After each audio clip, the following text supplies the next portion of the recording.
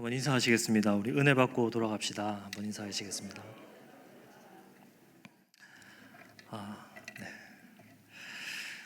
일반 사회와 다르게 저희 기독교에서 주로 쓰는 말들이 있습니다. 그 중에서 이제 대표적으로 우리가 잘 쓰는 말 중에 하나가 소망이라는 그런 단어죠. 보통은 이제 희망이라고 그렇게 표현을 하는데 우리는 소망이라는 그런 단어를 씁니다.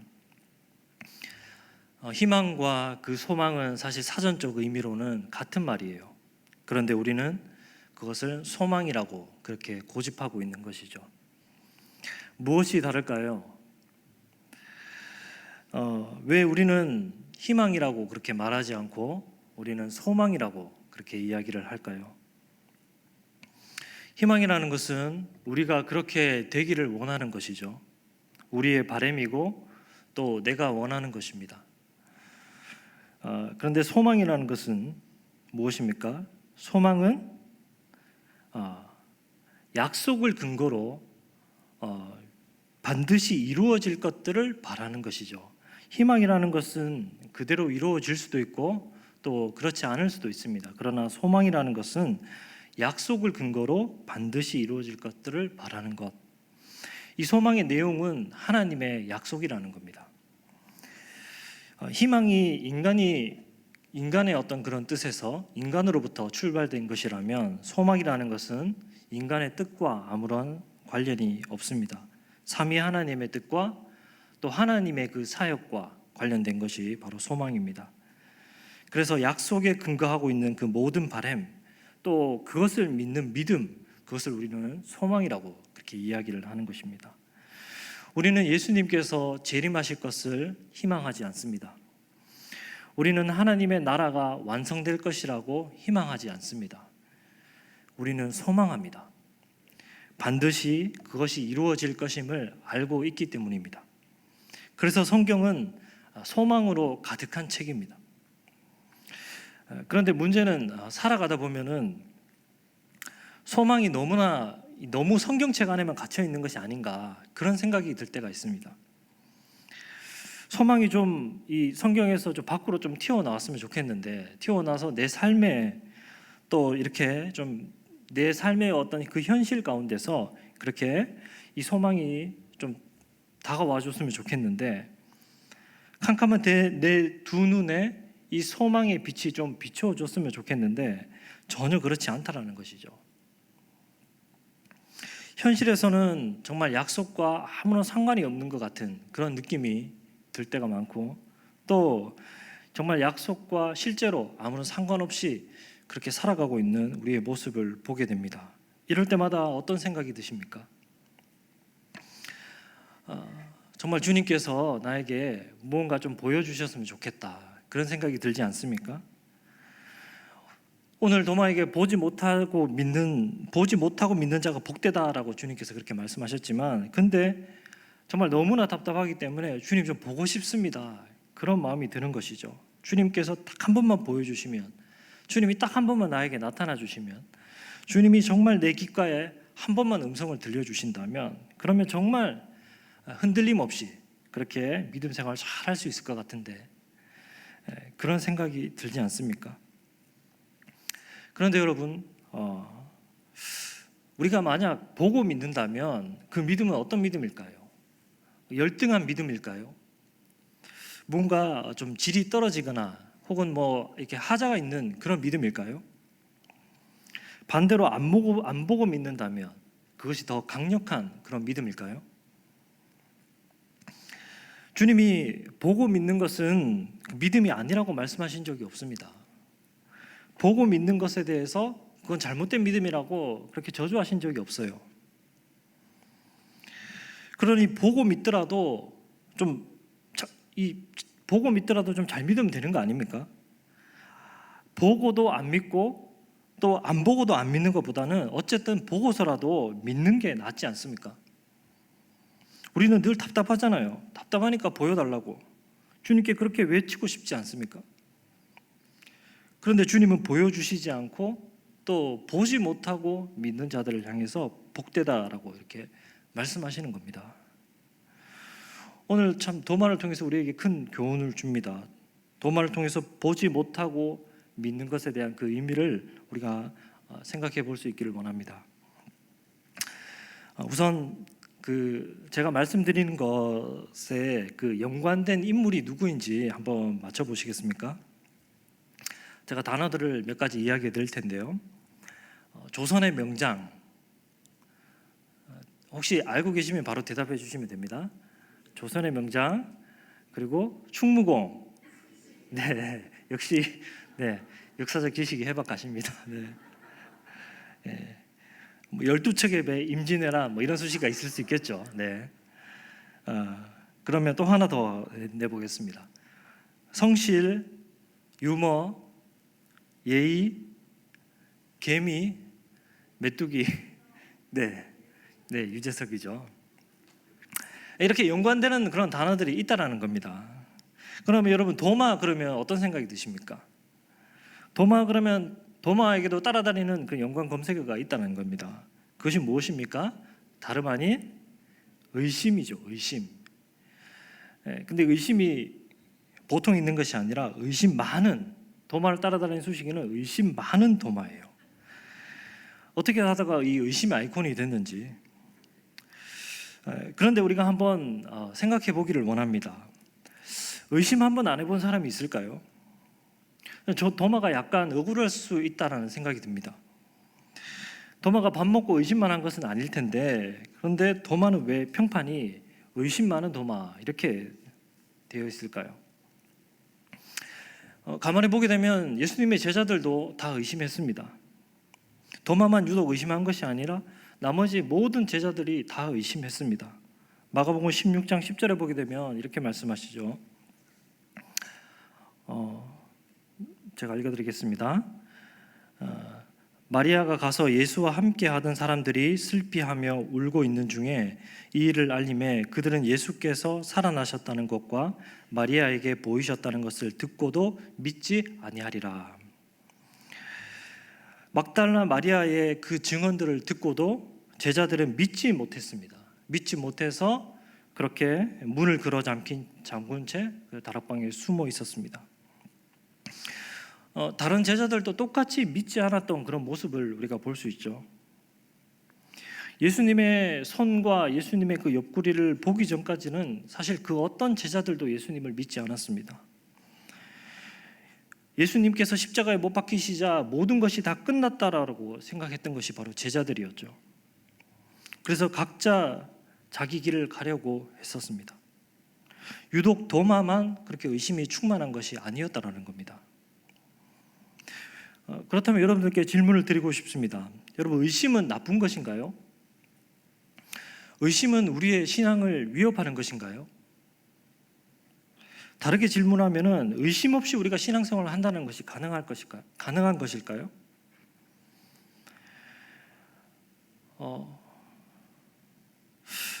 사실 정말 우리가 아무런 의심 없이 우리가 신앙생활을 한다면 그것이 온전한 것일까요? 이런 말이 있습니다. 의심은 믿음의 또 다른 얼굴이다. 의심은 믿음의 또 다른 얼굴이다. 우리가 막연히 믿는 것은 잘합니다. 덮어놓고 믿는 것, 또 맹목적으로 믿는 것 너무나 잘합니다. 그렇다면 그 믿음이 좋은 것이냐는 겁니다. 그 믿음이 실제로 도움이 되지 않을 때가 많다라는 것입니다. 의심 안 하고 믿는 것이 아니라 우리가 정말 그 하나님의 말씀을 듣고 진리 속에서 계속 걸어가기 위해서는 우리는 의심이 필요합니다.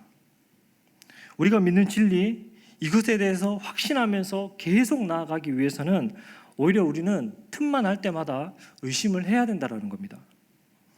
막연히 믿고 또 맹목적으로 그렇게 따라가면 그게 좋은 것 같지만, 좋은 믿음 같지만 사실 믿음이 제대로 발전할 수가 없습니다. 여러분, 우리가 지구를 떠나서 무슨 천상계에서 그런 어떤 하늘나라에서 살아가고 있는 것이 아니지 않습니까? 거기라면은 정말 아무 의심 없이 우리가 순도 100%로 그런 믿음으로 우리가 살아갈 수 있겠죠. 그러나 우리가 살아가고 있는 이 현실은 의심이 일어날 수밖에 없는 그런 현장입니다. 그런 곳이에요. 소망을 붙들고 간다고 하지만 우리의 현실은 어떻습니까? 늘 절망이죠. 의심이 생길 수밖에 없다는 겁니다. 그런데 이런 우리 안에 생겨나는 그 모든 의심에 대해서 다 덮어놓고 가려고 한다면 우리 안에 있는 그 해결되지 않는 그 의심은 쓰레기처럼 쌓일 것이고, 그렇다면 정말 제대로 우리가 확신하면서 이 길을 걸어갈 수 있겠습니까? 아브라함은 의심은 안 했을까요? 본토 친척 아비 집을 떠나갈 때 아브라함은 추호의 의심이 없이 그 길을 기쁘게 떠나갔을까요? 하나님께서 땅을 주신다고 약속하셨는데 그 땅을 어떻게 줄지 의심하지 않았겠습니까?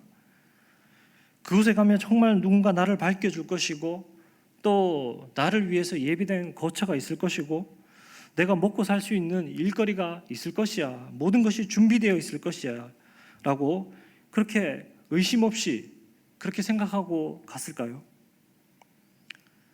아마도 수도 없이 아브라함에게도 의심이 들었을 것입니다. 가다가 어려움을 만나게 되면 의심이 들고, 가다가 길을 잘못 들게 되면 의심이 들고, 가다가 누가 아프면 또 의심이 들고, 이게 맞나 수도 없는 그런 의심의 안개를 뚫고 가는 길이었을 것입니다. 장로님들 그리고 또 권사님들, 여기까지 오시면서 얼마나 많은 또 험난한 그 믿음의 여정을 걸어오셨습니까? 그동안에 의심이 없었습니까?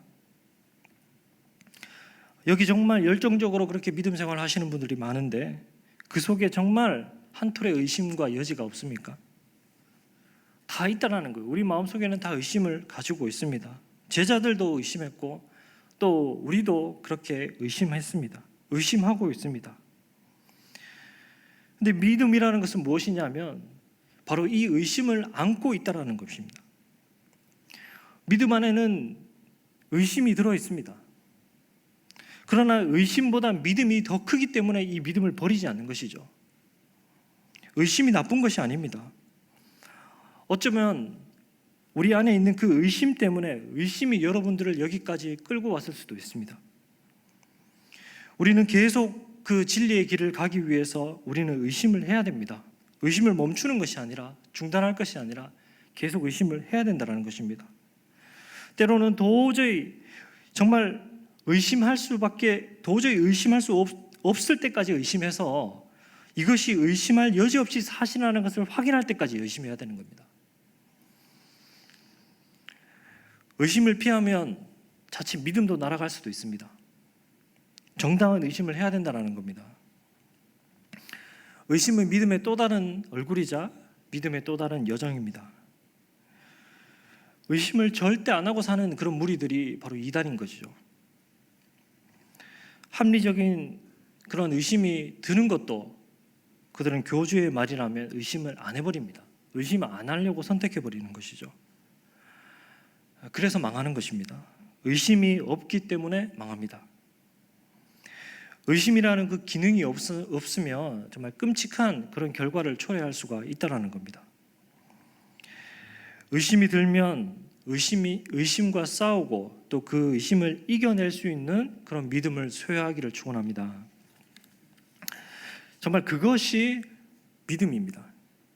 의심을 피하는 것이 믿음이 아니라 정말 의심을 안고 가는 것이 믿음이라는 겁니다. 의심과 부딪혀 싸우는 것이 믿음입니다. 우리가 사도신경을 고백하면서도 주문처럼 외우지 말고 정말 막연하게 모든 것이 다 맞겠지라고 생각하고 그냥 따라하지 말고 이 사도신경의 그 하나하나, 낱말 하나하나, 문장 하나하나 정말 뜯어보면서 의심하면서 질문하면서 좀 생각해 보셨으면 좋겠습니다. 전능하사로 시작하는 그 전능하사 천지를 만드신 하나님 아버지를 내가 믿사오며 그 외아들 우리 주 예수 그리스도를 믿사오니, 정말 이 어마어마한 이 고백이자 또 문장이 아닙니까? 천지 창조주, 정말 우리의 머리에 담을 수 없는 천지의 그 창조주, 어마어마한 그 스케일을 가지신 그 하나님이 우리의 아버지와 동일시하고 우리는 왜 그분을 아버지라고 부를 수 있는 것인지, 이런 것에 대해서 여러분 의심하고 또 질문해 보셨습니까? 이후에 나오는 예수 그리스도에 대해서 이야기할 때도 그냥 예수님이라고 말하지 않고 거기다가 따라붙는 수식어가 너무나 많습니다. 주, 예수, 그리스도. 왜 이렇게 무언가 이렇게 많이 붙어야만 하는 것인지 그런 거 질문해 보지 않으셨습니까? 정말 우리가 의심하면서 질문하는 그런 신앙이 될 수 있기를 원합니다. 내가 아는 것에 대해서도 이미 잘 알고 있다라고 생각하는 것에 대해서도 우리는 의심을 해야 됩니다. 특히 정말 내가 신앙생활을 오래 했음에도 불구하고 내 안에 아무것도 쌓이는 게 없다라는 생각이 드시면은 정말 내가 개념들을 바로 이해하고 있는지 의심해 보아야 됩니다. 우리가 막연하게 알고 있으면 남는 것이 없습니다. 그러나 하나라도 제대로 알고 그것이 쌓여간다면 이후에 가서 점점 그것들이 개념들이 연결될 수밖에 없는 것이죠. 쌓일 수밖에 없다라는 거예요. 도마의 믿음은 어떠한 믿음인가? 도마는 의심하는 믿음이 아니었다라는 겁니다. 다른 복음에서 지금 거의 도마는 이름만 등장하는데 오늘 이 요한복음에서는 이 도마의 이 말과 이 행동이 자세히 기록되어 있는데요.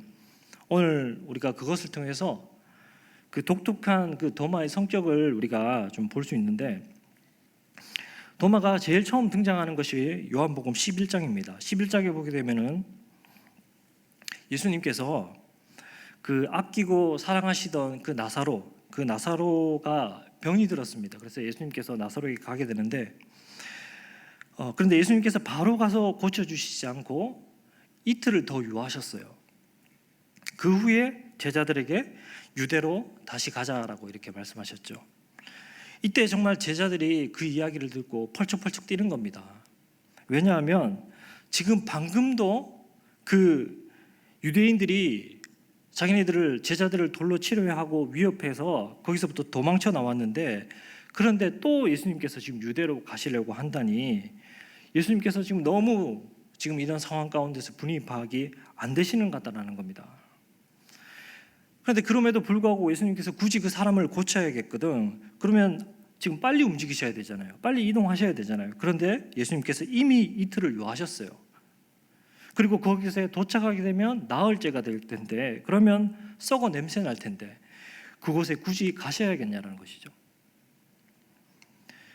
근데 11장 15절에 보게 되면 이렇게 말씀합니다. 예수님께 대답이 그러나 그에게로 하반절에 보면 그러나 그에게로 가자라고 얘기해요. 예수님 굉장히 완고하시는 겁니다. 제자들의 마음이 조금 어렵지 않았을까요? 지금 도저히 갈 상황이 아닌 것 같은데 예수님 가자고 하시니까.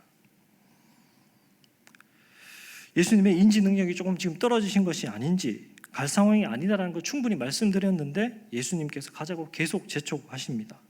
그때 이 도마가 다른 제자들에게 이렇게 말하는 겁니다. 11장 16절 보게 되면 우리 함께 읽겠습니다. 시작.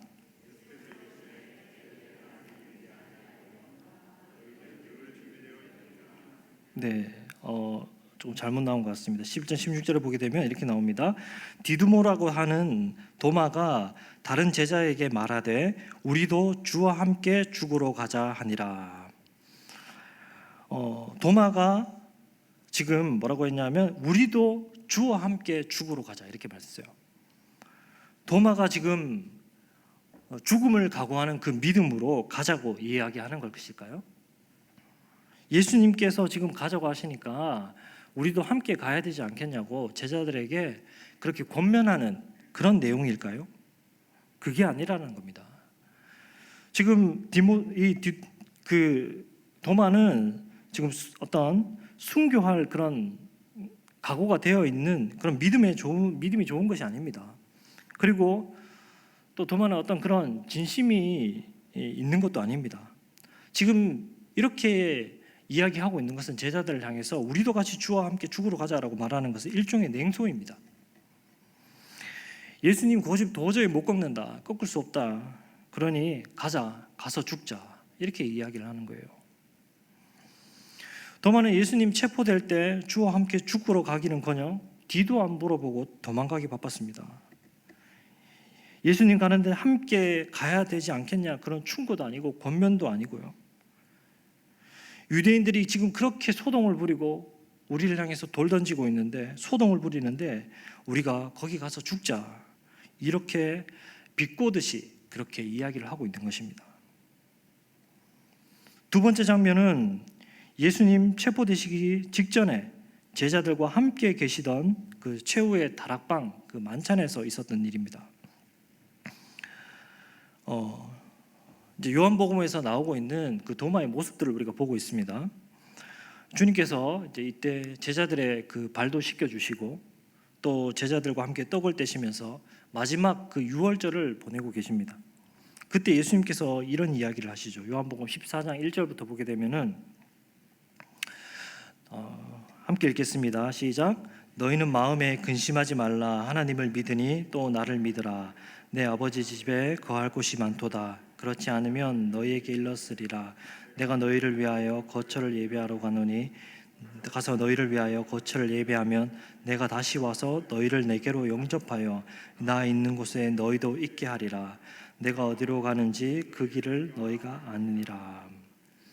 그렇죠. 예수님께서 이렇게 좋은 이야기를 하고 계시는데, 그런데 여기서 도마가 불쑥 그 말을 끊고 입을 여는 것입니다. 5절에 보게 되면 이렇게 말씀합니다. 도마가 이르되 주여, 주께서 어디로 가시는지 우리가 알지 못하거늘 그 길을 어찌 알겠사옵나이까. 무슨 얘기하는 걸까요? 주님이 어디 가시는지는 우리도 알지도 못하고, 그래서 그 길도 우리는 알 수가 없습니다. 주님 어디 가는지 모르고 그 길을 모릅니다 라고 이야기를 하는 겁니다. 어디 가시는지 말씀도 안 하시면서 그 길을 우리가 알 거라니, 그것이 도대체 무슨 말입니까? 말이 됩니까? 라고 예수님께 이야기를 하고 있는 겁니다.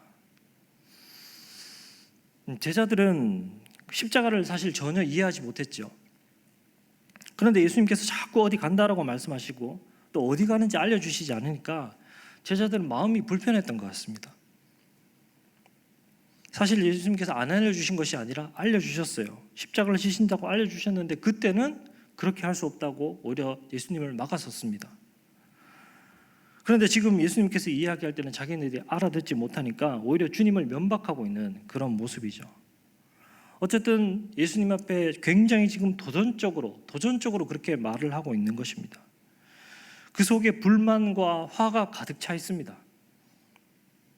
세 번째 등장은요, 도마의 세 번째 등장은 예수님 부활 사건 이후입니다. 지금까지 우리가 도마의 모습을 봤을 때 도마가 좀 냉소적이고 까칠하고 좀 시니컬한 그런 사람이구나라고 그렇게 생각이 드셨다면, 이번에 보면은 그 도마의 실체에 대해서 확실하게 감이 오실 것입니다. 다른 제자들은 다 예수님을 만나 뵈었습니다. 그런데 도마는 그 부활하신 주님을 만나 뵙지 못했죠. 24절 보게 되면 이렇게 말씀합니다. 함께 읽습니다. 시작. 하나로서 디두모라 불리는 도마는 예수께서 오셨을 때에 함께 있지 아니한지라. 왜 하필 도마만 이때 없었는지, 화장실을 갔는지 그건 아닌 것 같고요. 마침 뭐 어떤 때마침 급한 약속이나 용무가 있었던지 뭐 우리가 정확하게 알 수는 없지만, 좀 도마가 예수님 그 십자가에 돌아가신 이후에 좀 방황을 했던 것 같습니다. 자리에 잘 있지도 않고. 그래서 다른 제자들이, 예수님을 만났던 다른 제자들이 그에게 가서 알려주는 것이죠. 우리가 예수님은 부활하셨고 우리가 예수님을 만났다라고. 이때 도마의 말이 압권이라는 겁니다. 25절 우리 같이 한번 읽겠습니다. 시작. 그에게 이르되 우리가 주를 보았노라 하니 도마가 이르되 내가 그의 손에 못자국을 보며 내 손가락을 그 못자국에 넣으며 내 손을 그 옆구리에 넣어보지 않고는 믿지 아니하겠노라 하니라. 아멘. 도마는 구체적으로 지금 어떻게 얘기하냐면, 주님의 그 손 못자국에 나의 손가락을, 주님의 옆구리에 나의 손을 넣겠다라고 말하고 있습니다. 어떻게 느껴지시나요?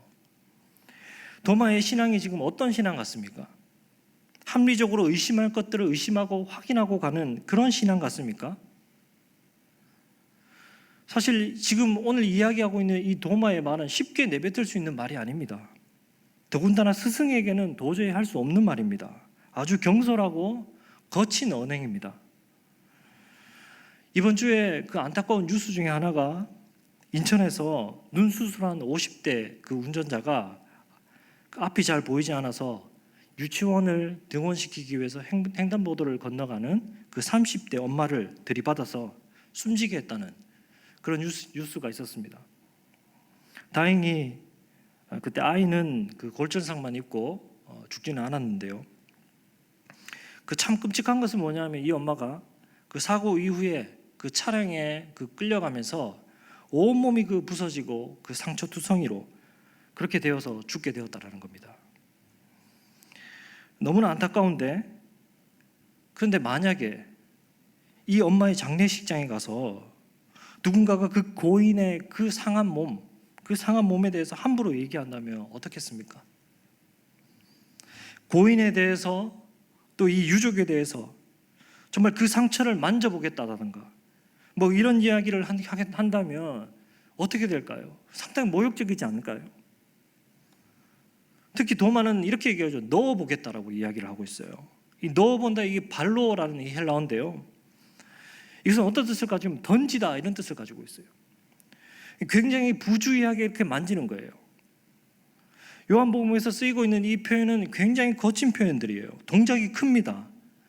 칼을 칼집에 꽂는다든가 그물을 던진다든가 뭐 바다에 뛰어내린다든가 이런 동작에 쓰이는 단어예요.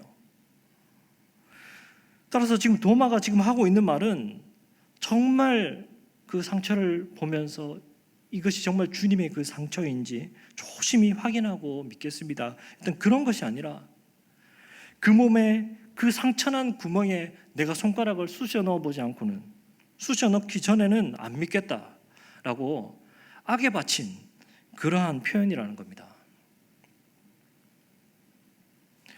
불과 사흘 전에 돌아가신 그 스승에 대해서 이렇게 표현하지 않아도 될 그런 상처를 세세하게 이렇게 꼬집고 있는 그런 도마이죠. 도마는 그 자기의 그 기대와 달리 너무나 허무하게 죽어버린 그 주님에 대한 실망이 너무나 컸기 때문일까요? 그래서 이렇게 반감을 가지는 것일까요? 자기의 지금 그것 때문에 자기의 목숨까지 위험하게 된 이런 상황이 너무나 화가 나는 것일까요? 도마를 통해서 보여주고 있는 것은 지금 의심하는 도마가 아니라는 겁니다. 불신하는 도마입니다. 도마를 통해서 보여주고 있는 건 일관적인 그 태도는 냉소입니다. 불신입니다. 다른 제자들의 그 증언들을 다 얘기하잖아요. 봤다고. 다 이야기하면 좀 내가 보지는 못했지만 어느 정도 받아들일 수는 있지 않습니까? 절대 나는 받아들일 수 없다고.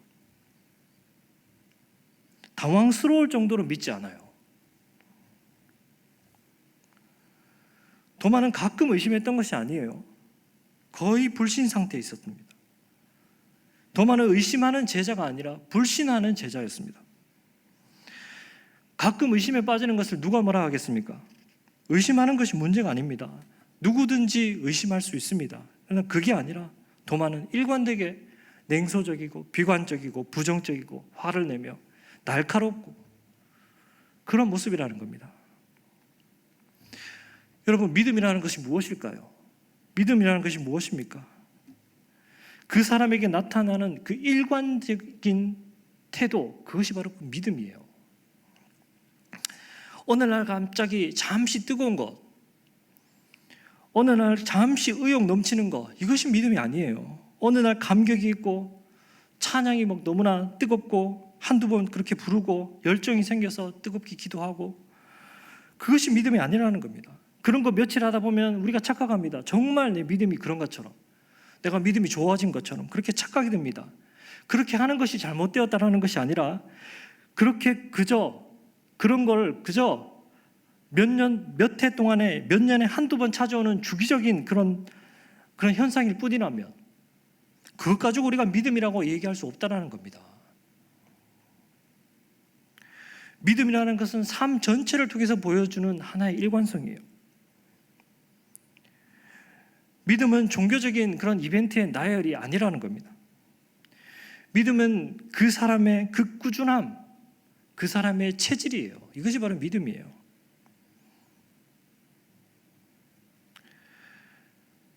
몇 년에 몇 번 찾아오는 그런 주기적인 현상, 뜨거운 현상, 이것이 믿음이 아니라는 겁니다. 반대로 나에게 가끔씩 찾아오는 그런 낙심과 실망이 있습니다. 여러분, 그것도 내 믿음이 아니에요. 우리가 잘하다가 넘어질 수 있는 것입니다. 넘어졌다고, 범죄했다고 모든 것이 끝난 것처럼 생각할 필요가 없습니다. 툭툭 털고 일어나서 본래의 그 믿음의 페이스를 찾아가시면 되는 겁니다. 그래서 믿음이 좋은 사람은 어떤 사람인가 하면 늘 예상되는 자리에 있는 사람들이에요. 믿음이 좋은 사람은 늘 예상되는 자리에 계신 분들이에요. 꾸준한 사람들입니다. 늘 그 예배의 자리에서 말씀을 듣고 주님께 영광 돌리고, 늘 보이지 않는 자리라 할지라도 그곳에서 늘 묵묵히 봉사하시고, 교사로서 몇십 년을 헌신하시고, 훈련 간사로서 지역장으로, 목자로 늘 그 자리를 지켜가면서 섬기는 거, 여러분, 사실 그런 것이 믿음이 아니겠습니까? 그게 믿음이에요. 그 사람에게서 보여지는 일관된 태도와 꾸준함, 그것이 믿음이라는 겁니다. 그런데 도마는 일관되게 그의 마음이 나누어져 있었고요, 예수님의 말씀을 그렇게 비꼬면서 믿음에 확신하지 못하고 그랬다는 겁니다. 그래서 주님께서 오늘 도마에게 그 믿음이 없었다는 것을 알려주세요. 27절을 보게 되면 같이 한번 읽어보겠습니다. 시작. 내 손가락을 이리 내밀어 내 손을 보고 내 손을 내밀어 내 옆구리에 넣어보라. 그리하여 믿음 없는 자가 되지 말고 믿는 자가 되라. 믿음 없는 자가 되지 말라라고 하세요. 이게 현재 명령법인데요, 지금까지 있던 그 지속적인 그 상태에 머무르지 말라는 거예요. 지금까지 있었던 그 불신의 상태에 머무르지 말고 믿음으로 나아오라는 겁니다. 지금까지 제가 말씀드렸지만 의심이 나쁜 것이 아닙니다. 의심은 믿음의 또 다른 얼굴일 수 있고요, 또 의심을 통해서 우리의 믿음을 오히려 완성해 갑니다. 하나님은 우리의 의심에 대해서 불쾌하게 생각하시지 않으십니다. 그걸 막아서지도 않습니다. 우리가 하나님에 대해서 속 좁게 생각하는 것이 있는데, 우리에게 조금이라도 의심이 남아있으면 그러면 하나님께서 살짝 토라지셔서 우리의 기도에 응답도 안 해주시고, 마치 그럴 것 같은, 하나님 우리의 그런 의심, 그런 응석조차 못 받아주실 하나님이 아니시다는 겁니다. 얼마든지 의심해도 좋아요. 의심해도 좋은데 정말 중요한 것은 무엇이냐면, 의심하느라 믿음을 시작하는 데 있어서 머뭇머뭇거리고 있으면 안 된다는 겁니다. 믿음은 빨리 시작해야 돼요. 의심을 다 끝내고 믿음을 시작하면 안 돼요. 그렇게 하면 누구도 그 믿음을 시작할 수가 없어요. 일단 믿음부터 시작해야 돼요. 의심이 많지만 그 의심 한가득 안고 믿음을 시작해야 된다는 것입니다. 의심을 해소하고 믿으려고 하면 의심이 해소되지 않아요. 그러나 믿음을 시작하고 믿음 안에서 의심하기 시작하면 그 의심이 해결되기 시작하고 의심이 사라지기 시작한다는 겁니다. 믿으십니까? 하나님은 우리에게 다 보여주시고 우리에게 믿음으로 초청하지 않습니다.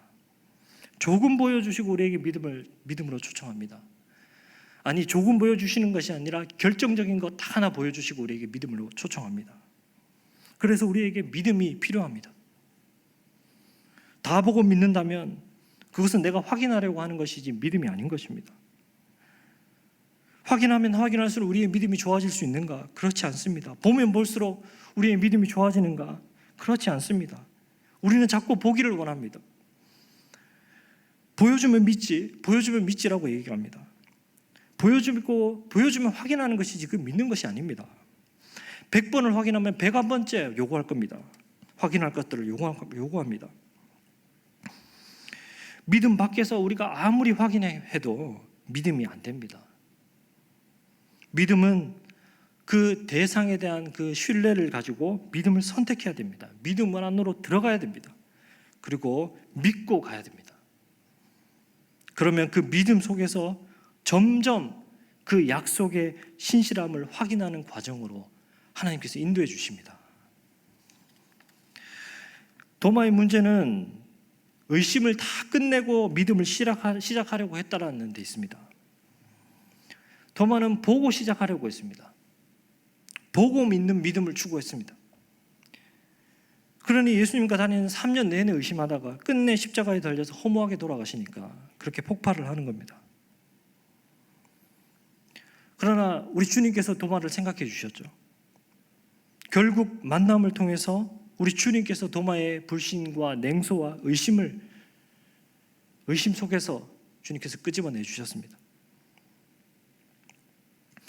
주님은 도마가 나는 주님을 만져보지 않고는 절대로 믿지 않는다라고 고백할 때 주님께서 함께 계시지 않으셨어요.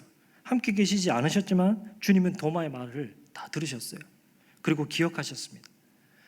그리고 8일 후에 도마에게 나타나셨고 주님께서 그 한 사람의 그 의심에 대해서 응답해 주시는 것입니다. 어떻게 합니까? 만져보고 내 손을 내밀어 옆구리에 넣어라. 그렇게도 의심 많고 복잡하고 번민하고 고뇌하고 갈등하던 그러한 도마였습니다.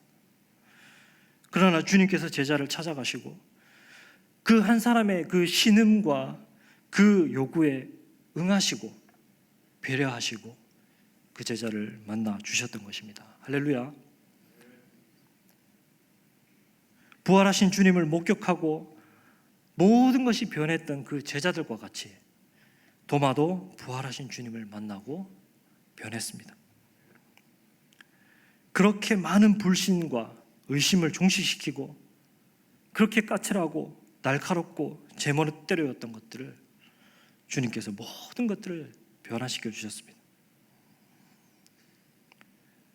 부활의 능력을 경험하게 되면 변화될 수밖에 없는 줄 믿습니다. 부활이 능력입니다. 그래서 부활이 사람을 살리는 능력이고 어둠의 권세를 이기는 능력이고 또 사람을 변화시키는 능력입니다. 도마는 부활하시는 그 주님을 만나자마자 모든 것이 단순해졌습니다. 주님의 약속하신, 말씀하신 그 약속의 소망이 무엇인지 분명해졌습니다. 그래서 놀라운 것은 오늘 이렇게, 정말 놀라운 것은 이렇게 불신했던 그 도마가 오늘 요한복음에서 그 마지막에 최고의 고백을 장식하고 있다는 겁니다. 28절 우리 보겠습니다. 예수님을 만났던 도마가 이런 고백을 합니다. 함께 시작. 도마가 대답하되 이르되 나의 주님이시요 나의 하나님이시이다. 다른 복음서에서 베드로가 가이사랴 빌립보에서 이런 고백을 했었죠. 주는 그리스도시요 살아계신 하나님의 아들이니이다 라고 그렇게 고백을 했었다면 그와 똑같은 고백이 오늘 요한복음에서 누가 고백하고 있습니까? 도마가 고백하고 있다는 겁니다. 그토록 불신했던 도마가, 그토록 냉랭했던 도마가 최고의 반전을 이루면서 요한복음 그 결론부를 장식하는 그 클라이막스에서 그 예수님을 향한 그 고백을 하고 있다는 겁니다. 그 메시지는 무엇입니까? 예수는 나의 주이시며 나의 하나님이시다라는 겁니다. 요한복음 저자가 가장 요한복음을 통해서 이끌어내고 싶었던 그 결론, 그 고백을 누가 하고 있습니까? 도마가 하고 있습니다. 그리고 이것을 요한복음 처음과 끝으로 두고 우리에게 예수가 누구인지 다시 한 번 더 강조하고 있는 것입니다. 요한복음 처음에 서두에도 보면 이 말씀이 나옵니다. 요한복음 1장 1절 같이 한번 읽겠습니다. 시작. 함께 계셨으니 이 말씀은 곧 하나님이시니라. 아멘. 예수님을 뭐라고 설명하고 있습니까? 하나님이시다. 하나님과 함께 계셨던 분이다 라고 이야기합니다. 말씀이 육체가 되셨지만 그 육체가 되신 그 하나님, 그분은 하나님이시다 라고 말씀하시고 결론부에 가서 또 다시 오늘 이 도바의 이 고백을 통해서 다시 강조하고 있는 겁니다. 예수는 하나님이시다. 당시 1세기 유대 사람들은 하나님을 믿지 않는 사람들이 없었어요. 중요한 것은 오늘 이 고백이에요. 예수님을 하나님과 동등한 분이라고 이야기하는 거예요. 이 고백이에요. 다 하나님을 믿었지만 그들이 믿지 않았다는 것은 바로 이것이에요. 우리에게는 지금 이것이 너무나 당연하게 느껴지지만 그러나 지금까지 다 이것 때문에 넘어졌습니다. 예수님을 하나님이라고 고백하는 것. 이것 때문에 다 넘어졌고 이것 때문에 다 믿음에 걸려서 믿음 안으로 들어오지 못했습니다. 이 부활하신 주님을 만난 도마는 정확하게 그것을 고백하는 겁니다. 뿐만 아니라 지금 로마 질서 하에 있었던 그 세상에서 사실 이러한 고백은 굉장히 위험한 고백이라고 말할 수 있습니다. 굉장히 반사회적이고 도발적이고 불온한 그런 고백입니다. 도메티아 황제는 백성들에게 자신을 호칭할 때 우리의 주와 신이라고 부르도록 했습니다. 나의 주, 나의 하나님은 황제를 호칭할 때 쓰이는 단어죠. 그러나 도마는 오늘 로마 황제가 아니라 부활하신 주님이 역사의 주관자이시며 세상의 통치자이시며 우리의 주 되신다라는 것을 고백하고 있는 것입니다. 그리고 요한복음 수신자들에게 너희들의 주는 로마의 황제가 아니라 예수님이 주이시고 하나님이시다라는 것을 선포하고 있는 것입니다. 요한복음은 표적의 책입니다. 표적의 책이라고 그 표적이 나올 때마다 증인들이 등장하는데요. 오늘 도마는 마지막 증인입니다. 요한복음에서 나오는. 우리에게 최종적으로 그 모든 앞에 나왔던 그 모든 증인들의 증언을 최종적으로 완성시켜 줍니다. 바로 그러한 고백이 나의 주, 나의 하나님이다 라는 고백입니다. 이런 예수 그리스도에 대한 그 주되심에 대한 고백이 우리 삶 가운데서 펼쳐지기를 소원합니다. 예수님이 나의 주, 예수님이 나의 하나님이 되실 때 믿음의 어떤 의심과 두려움도 능히 이겨내게 하시고 믿음의 승리를 주시는 줄 믿습니다. 이런 도마와 같은 사람 때문에 우리는 보지 않고 믿을 수 있는 것입니다. 보고 믿으려고 했던 그 도마 때문에 우리는 보지 않고 믿을 수 있고 부활하신 주님을 생생히 만날 수 있는 겁니다. 여러분, 복된 것은 믿음이에요. 보지 않고 믿는다라고 하니까 보지 않는 것에 우리가 자꾸 초점이 가 있는데 그것이 아니라 보고 믿든지 보지 않고 믿든지 믿는 것이 복이에요. 그러나 보고 믿는다면 영생을 받을 사람들이 사실 굉장히 제한적이겠죠. 그러나 예수님은 보지 못하고 믿는 그 믿음을 제시하시면서 영생을 얻는 사람들에 대한 그 지평을 열어가시는 거예요. 보지 않고 믿음으로 영생의 길이 열려있다는 거예요. 성령을 주심으로 부활하신 주님을 만나게 하시고 보지 않고 그 부활하신 주님을 믿게 하십니다. 그리고 그러한 믿음의 사람들에게 보지 않고 믿는 그 믿음의 사람들에게 복이 있다라고 말씀하시는 겁니다. 우리는 다 보지 못하고 믿는 자들입니다. 왜냐하면 그렇게 할 수 있도록 도마가 우리가 해야 될 의심을 다 이미 해줬기 때문입니다. 우리의 연약한 이성과 우리의 감성과 우리의 뒤틀린 그 모든 합리성 이런 것들을 가지고 보고 믿으려고 했던 그 도마가 이미 의심을 우리 앞서서 다 해주었어요. 그리고 미리 우리에게 확인시켜 준 겁니다. 그러므로 우리는 보지 못했으나 믿음으로 본 것처럼 나아갈 수 있다는 겁니다. 신학자의 말을 빌려서 우리 하나만 읽어보고 마치도록 하겠습니다. 우리 한번 띄워주십시오. 함께 읽겠습니다. 시작. 그 일을 보되 실증에 의해 보지 않고 믿음의 빛으로 보며 이 빛 덕분에 그들은 그 일들을 마땅히 믿어야 하는 일임을 알게 될 것이다. 우리는 실증의 눈으로 확인할 수 없습니다.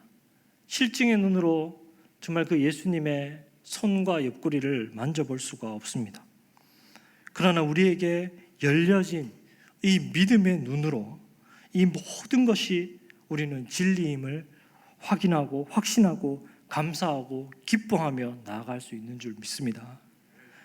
빼앗기지 않는 우리의 그 소망, 빼앗을 수 없는 그 우리의 소망이 점점 우리 가운데 더욱더 뚜렷해지고 사라져럼 희망처럼 그렇게 사라져버리는 것이 아니라 점점 우리의 그 소망의 약속이 더욱더 뚜렷해지고 분명해지고 그래서 더 우리가 살아가면서 우리 안에 그 믿음의 복이 선명하게 보이고 그 복을 경험하게 하실 줄 믿습니다. 보지 못하고 믿는 그 믿음의 복을 누리시기를 소망합니다.